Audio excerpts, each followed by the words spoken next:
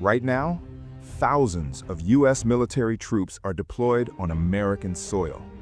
Not overseas, not in a war zone, on the U.S.-Mexico border. And if you think that's controversial, you don't know your history. Because this border, it wasn't drawn on a map, it was drawn in blood.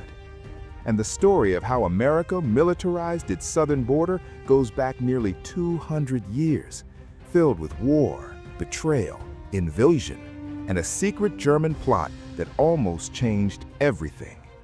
This is the untold history of the U.S.-Mexico border. Welcome to Untold America, where we dig into the history they glossed over in school. I'm going to take you through 180 years of military conflict on this border, from the first shots fired in 1846 to the troops on the ground right now in 2026. Let's go. Here's something most Americans don't know. In 1821, the year Mexico became an independent nation, California belonged to Mexico. Texas belonged to Mexico.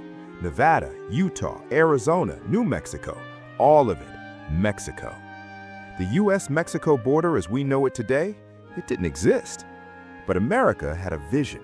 They called it Manifest Destiny, the belief that the United States had a God-given right to expand from the Atlantic Ocean all the way to the Pacific. And standing in the way of that dream was Mexico. In 1845, the United States annexed Texas, land Mexico still considered its own. President James K. Polk then sent troops to a disputed stretch of land between the Nueces River and the Rio Grande. He wanted a confrontation. He got one. On April 25, 1846, Mexican forces crossed the Rio Grande and attacked U.S. troops, killing or wounding 16 soldiers. Polk went to Congress and declared, "American blood has been shed on American soil."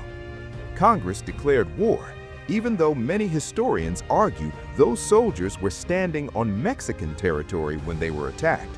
In fact, a young Illinois congressman named Abraham Lincoln stood up in the House and demanded Polk show him exactly which spot of American soil was violated. Polk never answered. The Mexican-American War lasted 2 years. In September 1847, U.S. forces captured Mexico City itself. And when the dust settled, the 1848 Treaty of Guadalupe Hidalgo forced Mexico to hand over more than 500,000 square miles of territory. California, Nevada, Utah, Arizona, New Mexico, all of it gone. Mexico lost nearly half its country for $15 million. And that's how the U.S.-Mexico border was born, not through diplomacy, through war.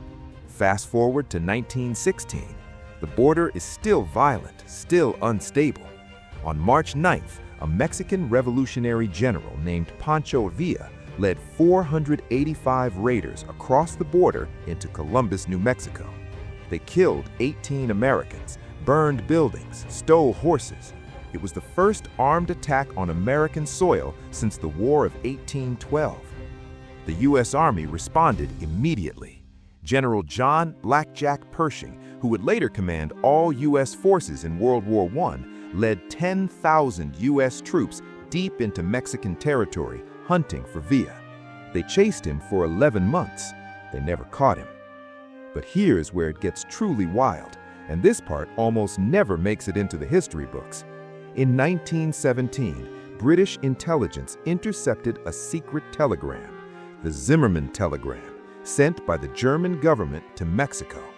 In it, Germany made Mexico an extraordinary offer. Join us in World War I, attack the United States from the south, and in return, Germany would help Mexico reclaim Texas, Arizona, and New Mexico. Mexico declined, but the telegram was published in American newspapers, and it was one of the key reasons the United States entered World War I. Think about that. The U.S.-Mexico border didn't just shape American history, it helped trigger one of the deadliest wars in human history.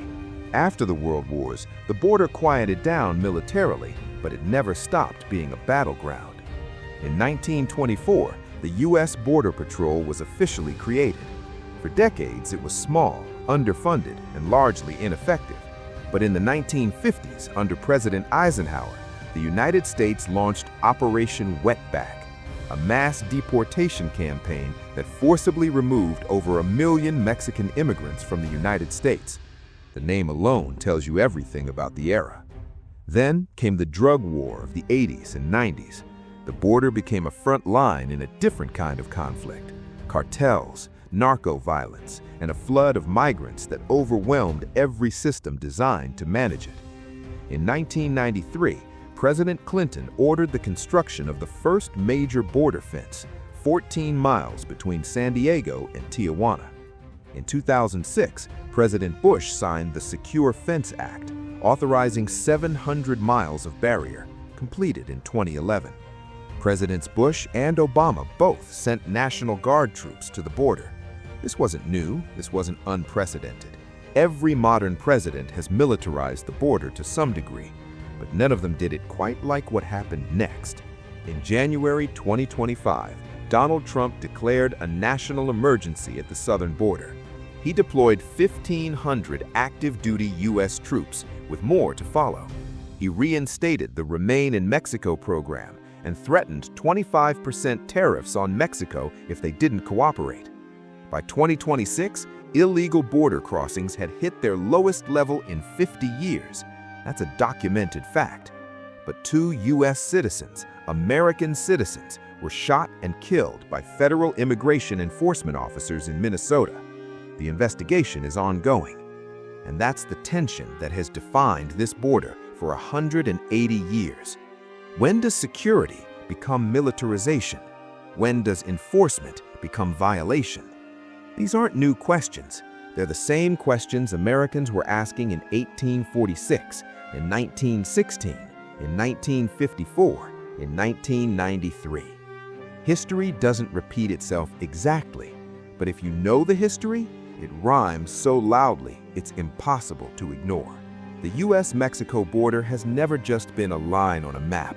It's been a battlefield, a political weapon, a humanitarian crisis, and the site of some of the most consequential and most untold stories in American history. If this video opened your eyes to history you never learned in school, that's exactly why this channel exists. Drop a comment. What part of this story shocked you the most? Was it the Zimmerman telegram? The Mexican-American War land grab? Something else? Hit subscribe if you're new. We go deep on American history every week. The stories they left out of the textbooks, that's our specialty. I'll see you in the next one. Watch next, the untold history of the Texas Rangers, America's most violent law enforcement agency.